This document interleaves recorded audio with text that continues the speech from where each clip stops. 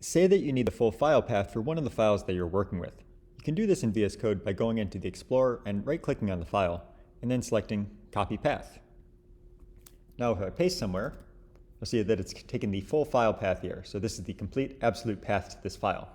Now there's a second variant of this command that actually copies the relative path relative to the current workspace that I have open. So here I have the My App project open, and before we were seeing that's the entire path.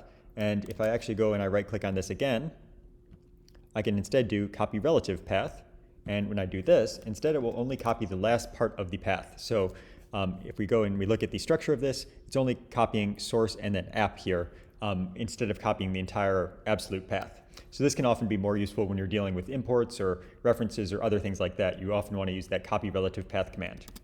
So as you saw, this works in the Explorer view here. It also works in the Open Editors view, and you can even right-click on Editor tabs. So if I wanted to copy the path of app.ts, I don't have to find it in the Explorer over here. I can just right-click on the Editor tab and then say copy path or copy relative path, and then it's copied to the clipboard.